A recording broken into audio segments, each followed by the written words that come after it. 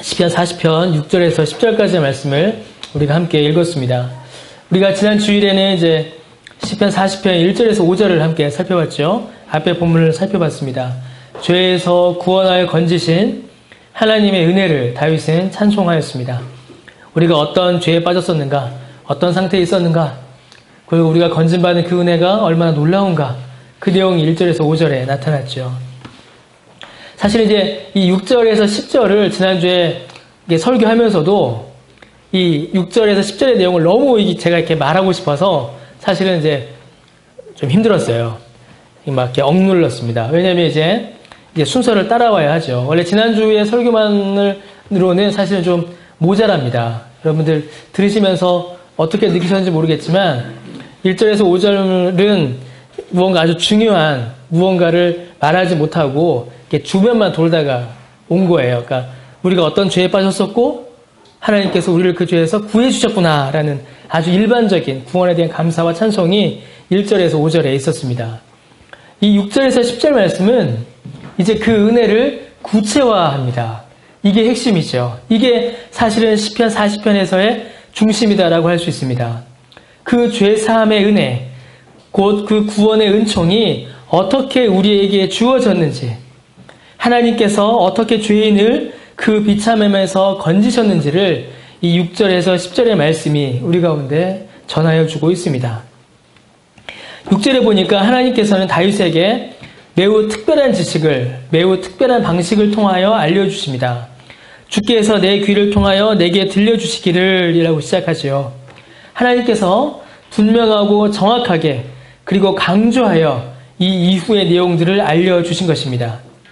다윗 역시 바로 귓가에서 듣는 것과 같이 하나님의 말씀을 명확하게 들을 수 있었습니다. 여러분, 이 말씀을 우리에게 적용하여서 오늘도 하나님께서 내 귀의 음성으로 소리로 들려주신다라고 이렇게 이해하기에는 다소 무리가 있습니다. 이 말씀은 어떤 음성으로 우리 귀에 들렸다라는 그런 의미라기보다는 하나님의 말씀이 우리에게 뚜렷이 나타났으며 너무나도 명확한, 너무나도 명백한 진리가 분명하게 우리에게 드러났다라는 그런 의미로 우리가 받을 수 있는 말씀입니다. 너무나 분명하고 뚜렷한 지식이라 의심의 여지가 없고 다른 주장이나 다른 말들로 흐리게 할 수도 없는 하나님의 선언을 지금 다윗은 듣고 있는 것입니다. 여러분, 이 부분이 굉장히 중요합니다. 지금부터 살펴볼 말씀들 6절에서 10절까지의 모든 내용들은 하나님께서 너무나도 명확하게, 너무나도 명백하게 선포하신 신적 선언이요 구원의 선포의 말씀입니다. 이제 그 내용들을 좀 하나씩 살펴보도록 하죠. 6절에 보니까 하나님께서는 제사와 예물을 기뻐하지 아니하시며 번제와 속죄제를 요구하지 아니하신다라고 이렇게 기록이 되어 있습니다. 여러분, 제사와 예물 그리고 번제와 속죄제는 구약에서 하나님께 드려진 모든 제사와 모든 예물을 의미하는 것입니다. 구약 율법의 모든 행위가 이 네 가지 안에 다 들어있는 것이죠. 그런데 이 모든 것들을 하나님께서는 기뻐하지도 않으시고 요구하지도 않으신다라고 말씀하십니다.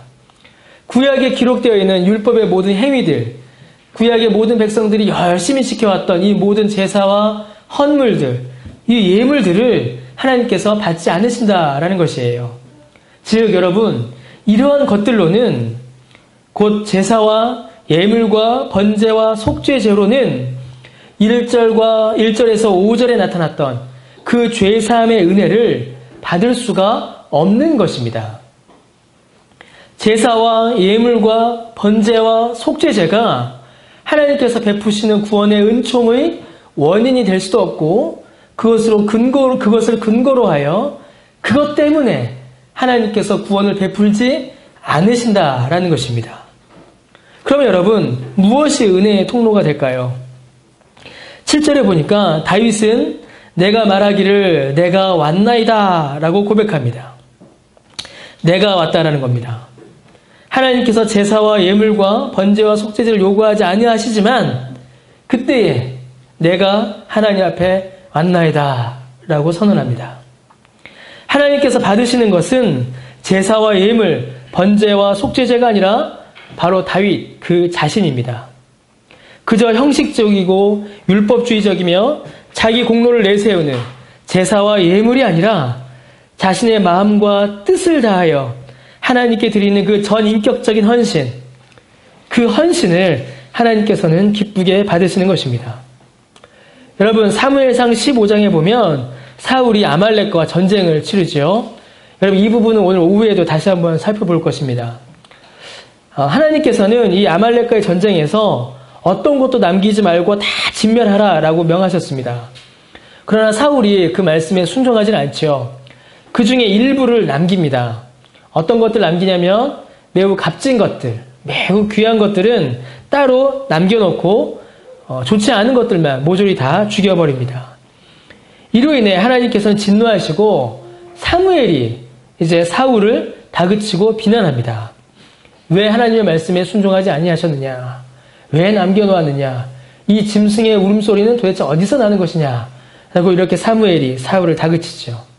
그때 사울이 뭐라고 하냐면 하나님께 제사로 드리기 위하여 남겨놓았다라고 말합니다. 내가 남겨놓고 싶어서 남겨놓은 게 아니라 이것을 하나님께 바치면 하나님께서 기뻐하실 것 같아서 남겨놓았다라고 이렇게 이야기해요. 변명이죠. 사실은 사무엘이 말하지 않았다면 사울은 그것을 자기가 소유했었을 것입니다. 자신의 욕심을 포장하여 변명으로 둘러댄 것에 불과합니다. 그때 사무엘이 사울에게 다음과 같이 말합니다. 사무엘상 15장 22절에 사무엘이 이르되 여호와께서 번제와 다른 제사를 그의 목소리를 청종하는 것을 좋아하신 같이 좋아하시겠나이까 이렇게 이야기합니다.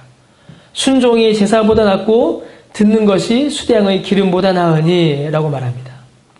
형식에 치우친 마음이 없는 제사, 형식을 지키기 위해 하나님의 말씀을 순종하지 않는 그런 형식주의, 그런 것보다 하나님의 말씀에 순종하며 그 마음과 정성과 뜻을 다 하나님께 드리는, 자신의 모든 인격과 모든 마음과 모든 행실을 전부 다 하나님께 드리는 그 참된 순종을 하나님께서는 기뻐하십니다. 그래서 다윗은 여기에서 내가 왔나이다 라고 선언합니다. 곧 하나님께 자기 자신을 드리며 8절에 자신이 하나님의 뜻을 순종하기를 기뻐하며 주의 법을 마음에 두며, 이 말은 원래는 이제 주의 법이 내 내장, 내 창자에 있습니다 라는 의미예요. 원래는 주의 법을 내 마음에 두었다라는 말이. 그게 뭐냐면 주의 말씀이 나에게는 생명만큼이나 귀하다라는 고백입니다. 하나님의 역사를 또한 선포합니다. 하나님께서는 바로 다윗의 이러한 순종과 하나님을 사랑하는 마음과 또 온 마음과 정성과 뜻과 인격을 다하여 드리는 그 순종의 헌신을 하나님께서는 기쁘게 받으시는 것입니다.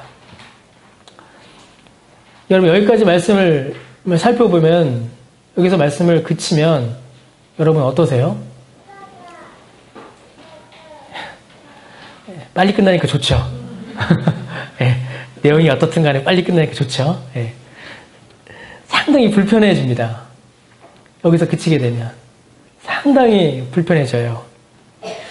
여러분, 오늘 우리가 읽은 본문은 분명히 이러한 다윗의 신앙 고백과 하나님의 은혜 주심을 노래하고 있습니다. 1절에서 5절을 보니 하나님이 죄에서 다윗을 건지셨다라고 이야기하고, 6절을 보니 하나님께서 형식적인 제사를 받지 않으신다라고 말씀하시고, 7절 이후에 보니 다윗이 자기 자신의 마음과 정성과 뜻을 다하여 하나님 앞에 드리니, 주의 말씀을 기뻐하고 순종하니, 주의 법을 증거하니 하나님께서 1절에서 5절에 기록된 구원의 복을 다윗에게 주셨다. 이렇게 끝나고 맙니다. 그러면 우리도 구원의 은혜를 받아 누리기 위해서는 어떻게 해야 될까요? 마음과 정성과 뜻과 힘을 다하여 하나님 앞에 드리고 헌신하고 주의 법을 기뻐하고 주의 복음을 증거하는 삶을 살아야겠죠. 여러분, 이게 맞는 말입니까? 틀린 말입니까? 맞는 말입니다. 틀린 말이 아닙니다. 이걸 가리켜서 율법주의다, 이걸 가리켜서 행위구원이다, 그렇게 말할 게 아닙니다. 맞는 말이에요. 그런데 무언가가 아쉬워요. 그런데 무언가가 우리 마음속에 시원해지질 않습니다. 저만 그런지 모르겠지만 저는 참 불편했어요. 하나님께서 다윗에게 베풀어 주신 이 구원의 은혜가 마치 다윗의 수고와 헌신이 조건이 되어 다윗에게 주어진 것처럼 보이고 맙니다. 하나님께서 주신 구원의 은혜에 감사함으로 우리가 수고 헌신을 하나님께 드릴 수 있습니다. 순서가 바뀌는 것이죠. 그것이 구원의 조건이 될 수는 없습니다. 우리가 하나님께 드리는 어떤 것도 구원의 조건이 아니라 받은 구원의 은혜에 대한 감사요, 찬송일 뿐입니다. 그런데 본문을 여기에서 그치게 된다면 그저 은혜로 주어진 선물이 아니라 형식적인 제사를 거부하였다 하여도 또 다른 형식이요, 또 다른 행위인 순종과 헌신이 조건이 되어 하나님께서 그 순종의 행위를 보시고 은혜를 주신 듯이 그렇게 보여주고 마는 것입니다. 더 나아가 여러분, 구약의 율법이 정한 제사와 예물, 번제와 속죄제를 하나님께서 기뻐하지 않으시고 요구하지 않으신다라는 이 말씀을 우리가 다시 한번 생각해 봐야 합니다. 정말로 하나님께서는 그저 형식적으로 드려진 것, 그저 하나님께서 마음이 없이 그저 그냥 행위로만 드려진 이런 제사와 예물은 분명히 하나님께서 받지 않으십니다. 그러나 여러분, 구약 성경에 보면은 분명히 사울처럼 형식적으로 일을 행한 사람들도 있지만 오히려 하나님께서 기뻐하시고 즐거워하신 제사들도 있었습니다. 사람들 중에는 마음을 다해 하나님 앞에 제사와 예물을 드린 자들도 있었습니다. 성경에는 가인의 제사와 사울의 제사만 있는 것이 아니라 아벨의 제사도 있고 아브라함의 제사도 있고 이삭과 야곱의 제사도 있습니다. 그들도 하나님께 제사와 예물을 드렸고 하나님께서는 그들의 제사와 예물을 기쁘게 받으셨습니다. 그것이 성경에 나오는 것이죠. 그렇다면 본문에서 말하는 것이 무엇인가, 또 다른 의미가 있지는 않은가, 우리는 그 의미를 자세히 살펴봐야 합니다. 이는 그저 본문의 내용을 정확히 아는 것에서만 그치는 것이 아닙니다. 우리가 설교 초두에도 말씀드렸던 것처럼 하나님께서 모든 믿는 자들에게 베풀어 주신 그 구원에 대한 명확하고 분명한 지식을 우리에게 알려주시는 귀한 은혜의 내용이요, 구원의 교훈이 되는 것이기 때문에 우리는 더욱더 분명히 이 말씀을 살펴봐야 합니다. 여러분, 지난주에도 제가 잠깐 말씀드린 바와 같이 이 시편 40편은 히브리서 10장에서 인용이 되고 있습니다. 그리고 히브리서 10장에서 이 시편 40편의 참된 의미가 풀어집니다. 여러분, 성경은 성경으로 푼다, 성경은 성경으로 해석한다 라고 말하죠. 이단들이 자꾸 이 말을 사용해서 오히려 이 말들이 조금씩 오용되기도 하지만 성경은 분명히 성경으로 풀어야 합니다. 특별히 신약에서 인용되거나 신약에서 해석된 구약 인용은 그것 자체가 성경의 기록이기 때문에 더욱더 분명한 성경의 해석이다라고 할 수 있습니다. 성경의 해석입니다. 여러분, 우리 히브리서 10장을 한번 볼까요? 히브리서 10장을 한번 같이 펴보겠습니다.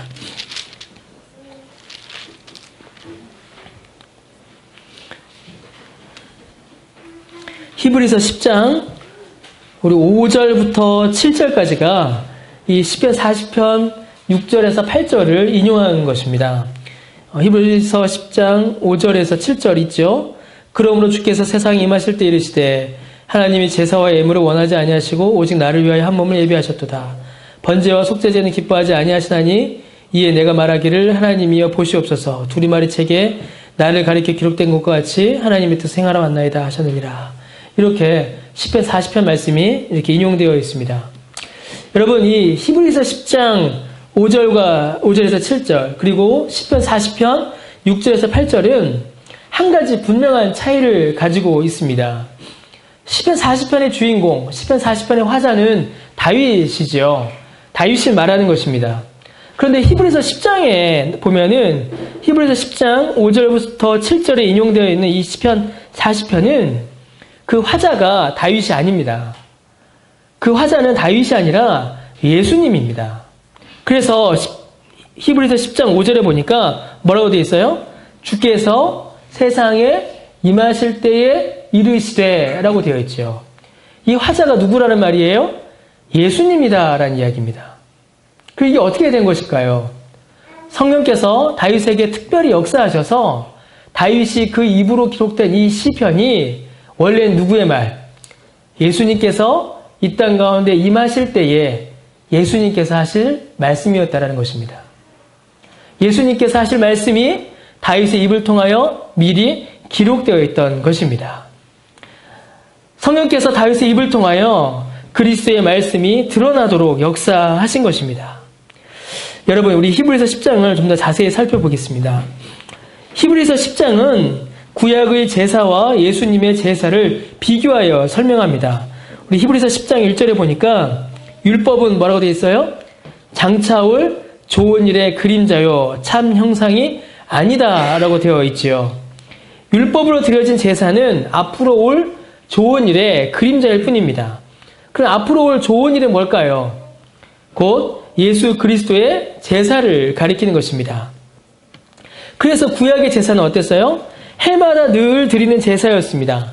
1년에 한 번씩 대속죄일에 드려진 제사가 사람들을 온전케 하지 못하였던 것입니다. 만약에 그 제사가 사람을 온전케 하였다면 한 번만 드려지면 충분했었을 것이지요. 그러나 그것은 완전한 제사가 아니었기에 죄사함을 사람들에게 온전히 이루어주지 못하였고 그래서 사람들이 매년 반복하여 이 제사를 드려야만 했습니다. 3절과 4절에 보니까 그래서 이 제사, 율법의 제사는 해마다 죄를 기억하게 하는 것에 불과합니다. 사람들로 하여금 죄를 깨닫게 하는 율법의 역할을 할 뿐이지 아주 중요한 말씀이 4절에 나오죠. 황소와 염소의 피가 능히 죄를 없이 하지는 못하는 것입니다. 예수님의 제사와 율법의 제사를 뚜렷이 비교하고 있는 것입니다. 율법의 제사가 사람의 죄를 완전히 없애주지도 못하고 황소와 염소의 피가 사람의 죄를 완전히 씻기지도 못하며 그것은 제한되어 있고 한계가 있기 때문에 매년 반복될 수밖에 없었다. 이렇게 설명하는 것이에요. 그리고 그 은혜는, 그 제사는 앞으로 이루어질 완전한 제사, 앞으로 이루어질 온전한 제사, 곧 예수 그리스도께서 자기를 드리시는 그 제사를 예표할 뿐이다 라고 이렇게 설명하는 것입니다. 여러분, 시편 40편에 그리고 오늘 본문에서 하나님께서 왜 제사와 예물, 번제와 속죄제를 기뻐하지도 않으시고 요구하지 않으신다라고 이렇게 기록되어 있을까요? 물론 형식적으로 드리는 제사에 대한 부정적인 표현이기도 합니다.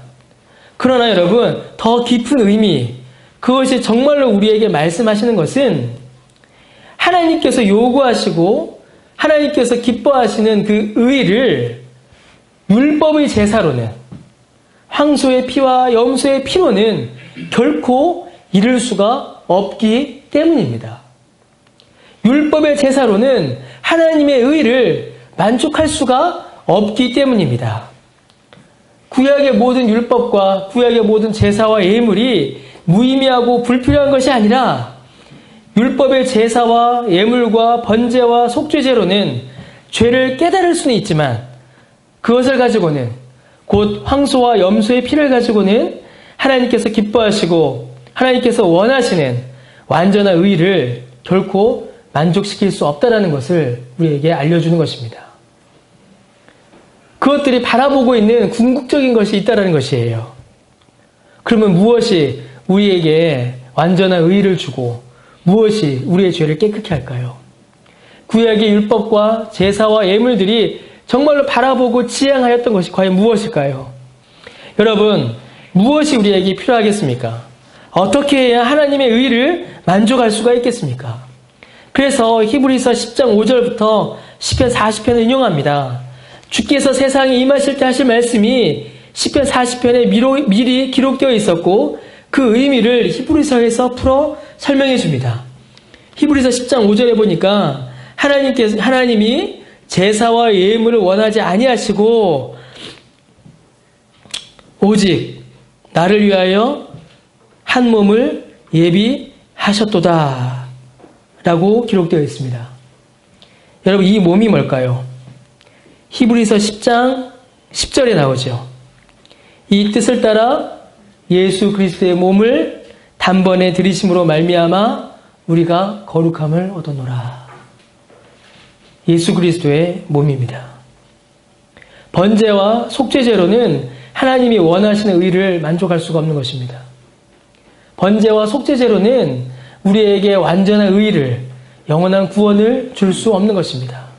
오직 예수 그리스도가 자신의 몸을 들이심으로 행하신 그 제사만이 우리에게 완전한 의를 주는 것이죠.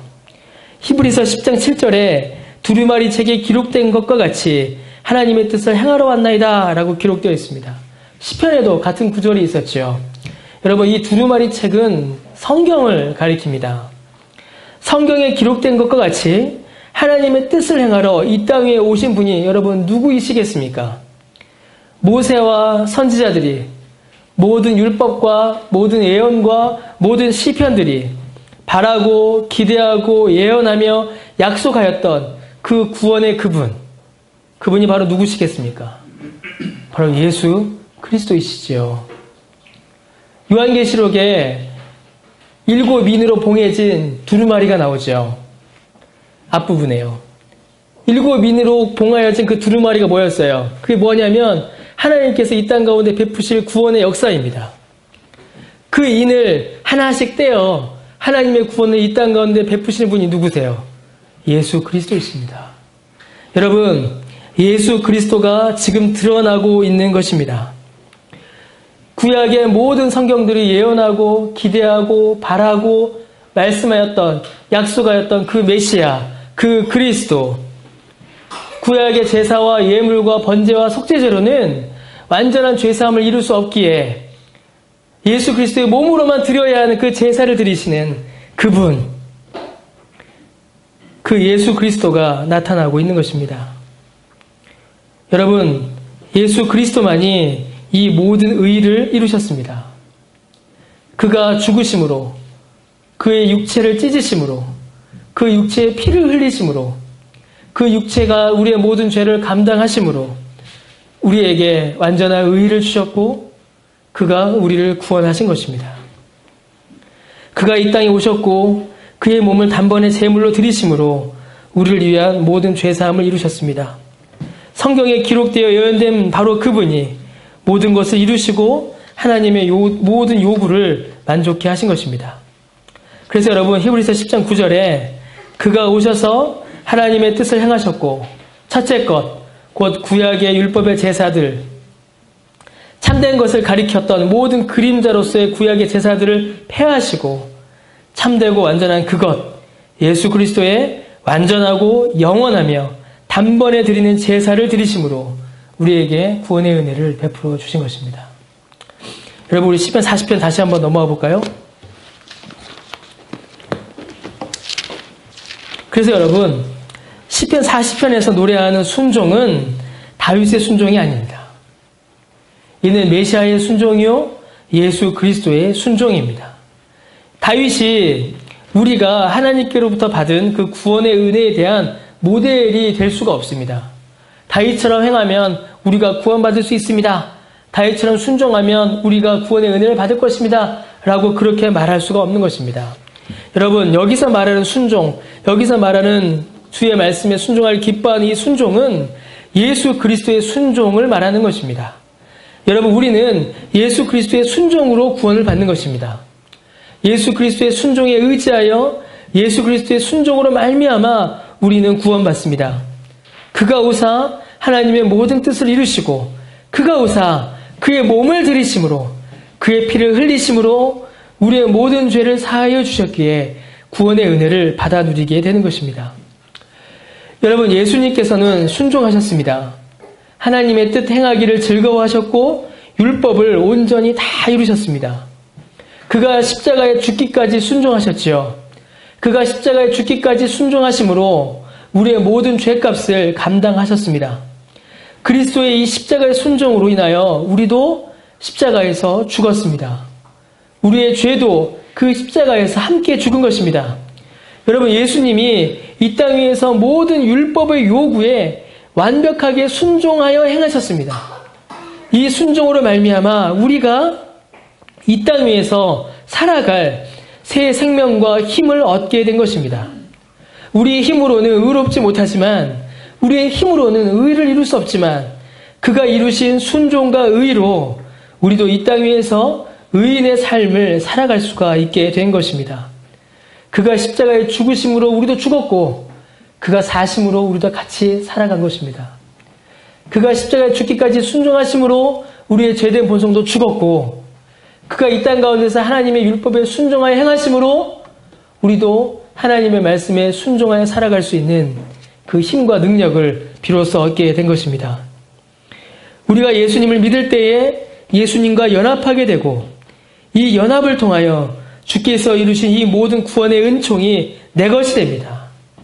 나는 내 힘으로는 내 죄값을 다 치르지 못했고 율법의 순종도 온전히 이루지 못하였음에도 불구하고 내 죄가 사함받고 내가 의인이라고 불리워지며 죄의 심판이 아닌 영원한 생명의 은총을 받는 것은 모두 그리스도의 순종 때문입니다. 그리스도로 인하여 우리가 이 구원의 은혜를 받아 누리게 된 것이지요. 여러분, 그래서 시편 40편 9절과 10절은 예수님의 복음 증거입니다. 예수님께서는 택한 자들에게 성령으로 이 구원의 기쁜 소식을 알려주셨고 주님의 사역과 말씀으로 그의 사도들과 사역자들로 그를 믿는 그의 백성들로 이 은혜가 선포되며 많은 회중 가운데 드러나게 하셨습니다.